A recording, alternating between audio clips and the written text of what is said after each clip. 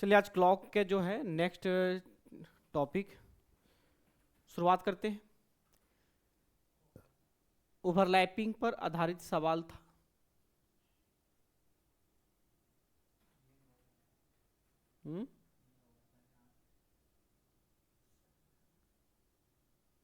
ये भी हो चुका था, है ना? ये भी हो चुका था सर।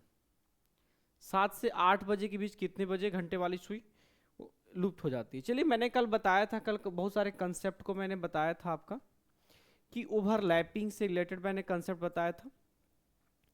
हम उन सवालों को फिर से एक बार रिपीट करते हैं। मैंने बताया था कि जब ओवरलैपिंग की जब बात आएगी, तो जब भी ओवरलैपिंग की बात आती है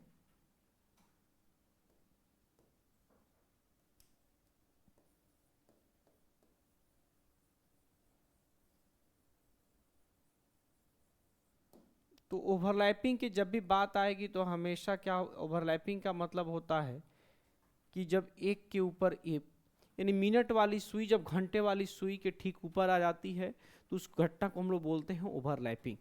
जब मिनट वाली सुई घंटे वाली सुई के ठीक ऊपर आ जाती है तो उस घटना को हम लोग बोलते हैं your connection is unstable.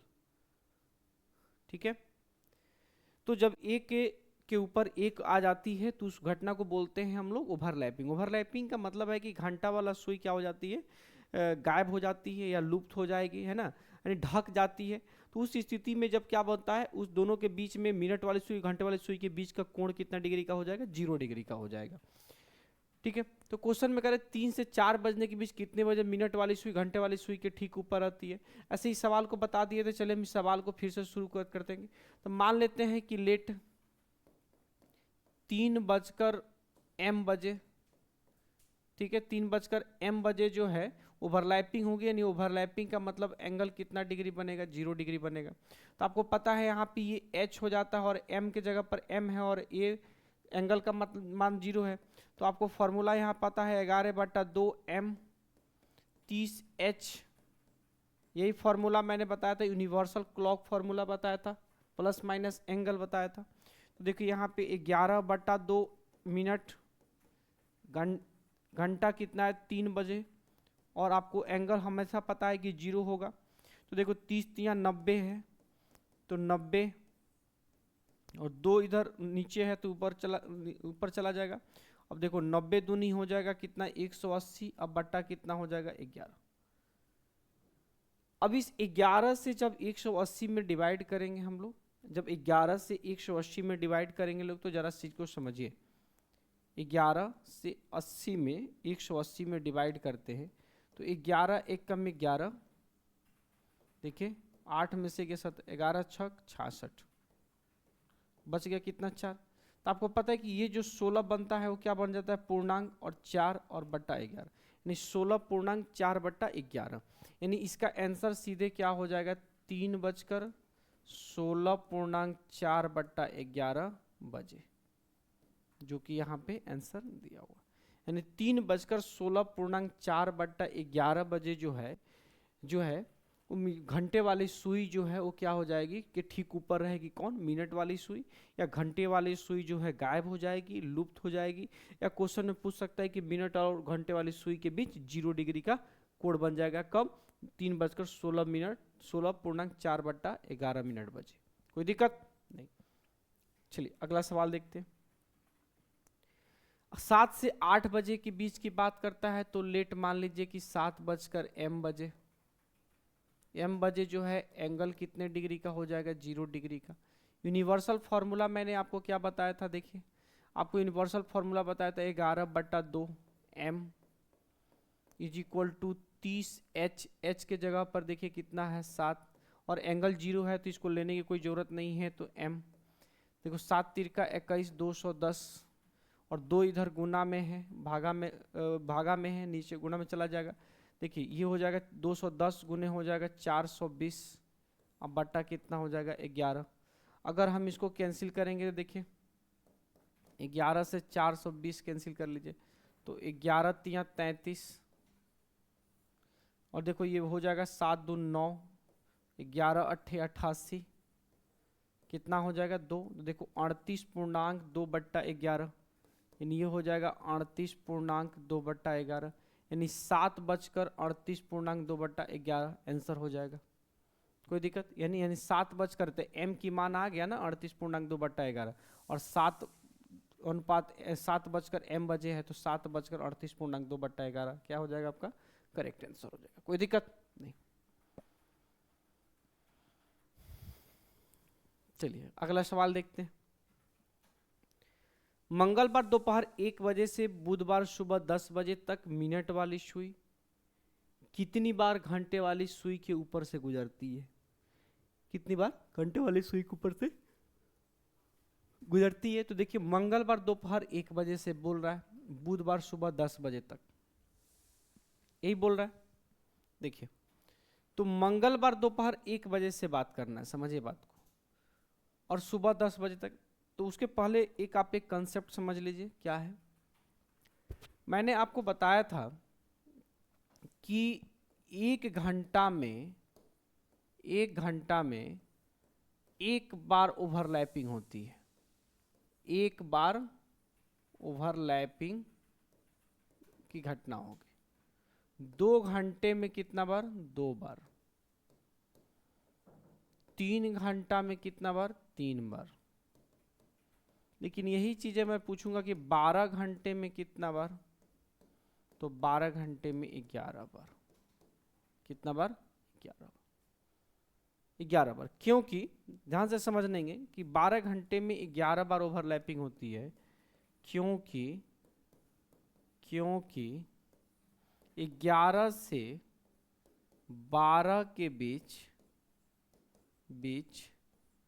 Overlapping नहीं होती है, ओवरलैपिंग नहीं होती है, ओवरलैपिंग नहीं होती है, नहीं होती है। सीधे 12 बजे होती है, सीधे 12 बजे होती है। यानी कह सकते हैं कि 11 से 1 के बीच 2 घंटे में केवल एक बार 12 बजे ओवरलैपिंग होती है। टोटल कितना बार ओवरलैपिंग होती है? एक बार ओवरलैपिंग होती है। कब? टोटल 2 घंटे में, 11 से 1 के बीच में 2 घंटे में केवल एक बार ओवरलैपिंग होगी। कितना बार ओवरलैपिंग होगी? एक बार ओवर। इन टोटल 12 घंटे में कितने बार ओवरलैपिंग होगी? 11 बार। क्योंकि 11 से जो 1 है वो 2 घंटा में एक ही बार होती है, तो एक कम हो जाएगा, यानी 12 घंटे से 11 में 11 बार होगा। तो इस स्थिति में देखो मंगलवार दोपहर 1 बजे से बुधवार सुबह 10 बजे तक। तो बताओ कि मंगलवार, समझिए मेरी बातों को, मंगलवार दोपहर 1 बजे से, मान लीजिए कि ये मंगलवार हो गया, मंगलवार दोपहर कितने बजे से बोल रहा है? 1 PM से। 1 PM से, अगर 1 PM से ले लेते हैं, 1 PM से समझेंगे बात को, अगर 1 PM और वेडनेसडे के टोटल 1 AM, यानी 1 AM का मतलब होता है रात्रि 1 AM के बीच में टोटल कितना बार होगा? 12 घंटा। यानी इस 12 घंटा के बीच में कितना बार ओवरलैपिंग होगा? 11 बार। फिर देखिए चूंकि हमको जाना कितना है? 10 बजे, तो पुनः 1 AM से आपका टोटल कितना हो जाएगा? 10 AM। इस 1 AM से 10 AM के बीच में कहीं भी 11 से 12 नहीं बजेगा, इसलिए टोटल यहाँ कितना हो जाएगा? 9 घंटा। 9 घंटे में टोटल 9 बार होगा। तो टोटल कितने बार गुजरेगी? तो टोटल 20 बार। 20 बार। आप इसको ऐसे भी बना सकते हैं, आंसर आपका 20 बार हो जाएगा, या आप दूसरे तरीके से भी इसको बना सकते हैं, सीधे के सीधे, कि हम यहाँ से देखेंगे दोपहर 1 बजे से और बुधवार 10 बजे के बीच में देखेंगे। कब बोलेंगे? दोपहर 1 बजे से बुधवार सुबह 10 बजे के बीच में टोटल कितने घंटा होता है। तो देखेंगे कि टोटल घंटे की अगर जोड़ेंगे तो यहाँ पे समझेंगे कि अगर हम दूसरे तरीके से बनाते हैं तो देखेंगे ट्यूसडे में टोटल कितना दिन बचा है। तो ट्यूसडे में दोपहर 1 बजे निकल गया। जब 1 बजे निकल गया और रात्रि के 12 बजे से 12 बजे तक तो में से 1 बजे अगर निकल जाता है तो टोटल बचता है 11 घंटा। समझेंगे 11 घंटा।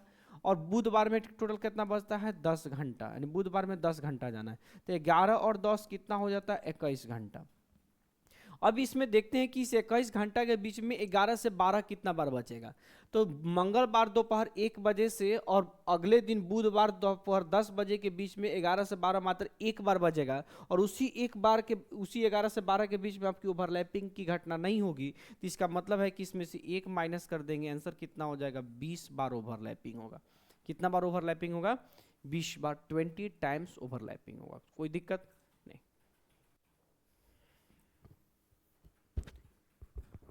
कोई दिक्कत तो नहीं है।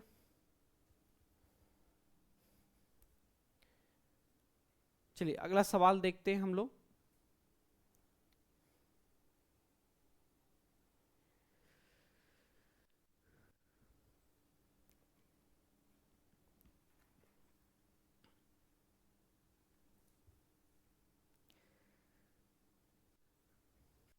चलिए अगला सवाल देखते हैं। 3 से 4 के बीच, अभी देखिए ये स्ट्रेट लाइन पर आधारित सवाल हो गया है। ये किस पे आधारित सवाल हो गया, स्ट्रेट लाइन पर।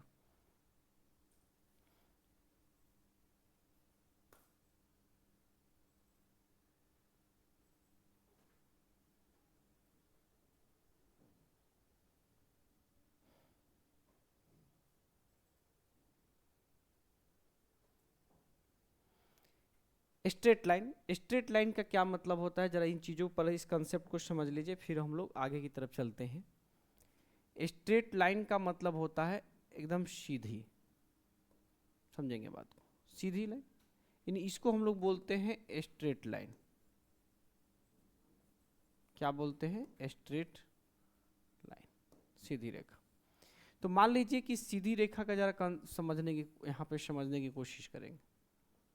मान लीजिए एक ऐसा समय आएगा जब मान लीजिए कि अगर 6 बजता है तो यहाँ पे घंटा वाला सुई रहती है और मिनट वाली सुई रहती है 12 पे।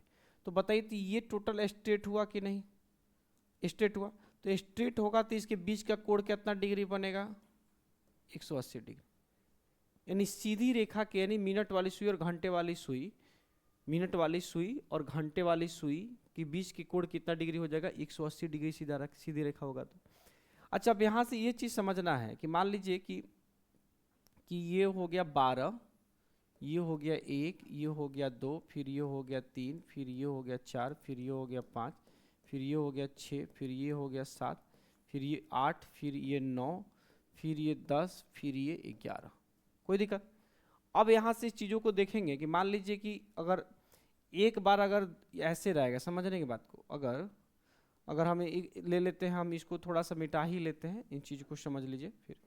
फिर यहाँ से एक बार मान लीजिए कि मिनट घंटे की सुई एक बार यहाँ से ऐसे जाती है, कोई दिक्कत जाएगी। तो एक बात बताइए कि इसके बीच में स्ट्रेट लाइन कब बनेगा, इस तरीके से जब जाएगा तब बनेगा। ठीक है, स्ट्रेट लाइन कब बनेगा, तो जब ये इस तरीके से जाएगा तब बनेगा। तो इस सिचुएशन में देखिए एंगल कितना डिग्री हो जाएगा 180 डिग्री। तो यहाँ पर भी देखिए जैसे ही पूछे कि सीधी रेखा कब बनेगा, तो सिंपल यहाँ पे एंगल कितना डिग्री ले लेना है 0 डिग्री 180 डिग्री। कितना ले लेना है 180 डिग्री। और क्वेश्चन में क्या हो जाएगा, लेट 3 से 3 बजकर m बजे, 3 बजकर m बजे। फॉर्मूला वही सेम, 11/2 m के जगह पर m, घंटा के जगह पर क्या है आपको पता है 3, और प्लस माइनस कितना डिग्री 180 डिग्री। देखो m, देखो यहाँ पे 11/2 m रहने दो, 30 या 90 रहने दो। और आपको पता है कि जब यहाँ पे माइनस नहीं ले सकते चूँकि 180 छोटा हो जाएगा, तो यहाँ पे क्या ले सकते हैं प्लस 180। देखो 118 नवा जितना 270 हो जाएगा। अब देखो जब m की वैल्यू जब तुम निकालोगे तो देखो 270 गुने 2 बट्टा तुम्हारा कितना है 11। यहाँ से अगर वैल्यू निकालते हो तो m की वैल्यू हजार आ जाएगी, 270 दूनी हो जाएगा 540/11। 11 से 540 में भाग दे लो, देखो तुम तो 11 चौका कितना हो जाएगा 44, 44 से करिए 10, देखो 11 नवा कितना हो जाएगा 99, ये हो जाएगा 1, यानी 49 पूर्णांक कितना हो जाएगा 1/11। तो देखो यहाँ से आंसर आपका कितना आंसर आ जाएगा, अगर यहाँ से आंसर निकालोगे तो हो जाएगा 3:49.1/11 बजे आपकी क्या हो जाएगी, सीधी रेखा होगी। यानी मिनट वाली सुई और घंटे वाली सुई एकदम एक स्ट्रेट लाइन बन जाएगा। क्या बन जाएगा, स्ट्रेट लाइन बन जाएगा। ठीक है, कोई दिक्कत? कभी कभी सोचता हूं कि वो सब कुछ बता दूं तुमको जो दुनिया से मैंने समझा है। कभी कभी सोचता हूं कि वो सब कुछ बता दूं तुमको जो दुनिया से को समझा है मैंने। फिर सोचता हूं क्या करोगे जानकर, फिर सोचता हूं कि क्या करोगे जानकर, हमारे और तुम्हारे बीच के रिश्ते को हम समझ चुके हैं। ठीक है, चलिए अगला देखते हैं कि 11 से 12 के बीच कितने बजे मिनट वाली सुई घंटे वाली सुई एक दूसरे के विपरीत रहती है। विपरीत का भी मतलब देखो, सेम वही सवाल है, देखो वहां से सेम उसी तरह से विपरीत का भी मतलब है कि विपरीत का मतलब होता है कि एगो इस तरफ एगो इस तरफ, यानी दोनों एक दूसरे का उल्टा है ना, उल्टा विपरीत का मतलब भी क्या होता है, उल्टा। तो विपरीत बोले तब भी आपको वही आंसर लेना है, तब भी यहाँ पे समझेंगे कि एंगल इज इक्वल टू क्या हो जाएगा, 0 डिग्री। और यहाँ से क्या हो जाएगा, लेट माना कि 11:m तो 11 जब m बजे आएगा तो देखिए यहाँ पे क्या हो जाना चाहिए, और देखिए 11/2 m 30 h के जगह पर क्या आ जाएगा 11, और प्लस माइनस आपका सॉरी यहाँ पे 180 डिग्री हो जाएगा, है ना, 180 डिग्री। तो m की वैल्यू निकालना, तो 11 3 देखो 330 और माइनस 180 ले लेंगे। ठीक है, और जब यहाँ 2 ऊपर यहाँ 11 नीचे, देखो तो m की वैल्यू निकाल लो। देखो 330 में से 180 निकाल लो, देखो 0 से 0 कैंसिल, और ले लेते हैं ना ऊपर हम 20 उधर ले लेते हैं, 150 हो जाएगा। 150 गुने 2/11, देखो ये हो जाएगा 300/11, 11 से कैंसिल करो, 11 दूनी 22, 8 0 11 7 77 3.11, इस तरीके से 11 300, 11 दूनी 22, 11 7 77 3 यानी 27.3/11। इसलिए यहाँ पे आंसर, यहाँ पे अगर मैं पूछूं कि क्या होगा, तो देखो आंसर हो जाएगा सीधे, चाहे यहाँ से निकालो 11:27.3/11 बजे। This is the right answer. तो आज का एक बहुत छोटा सा सेशन रहा, और इसी छोटे से सेशन में हम लोग आज जो है ख़त्म कर रहे हैं।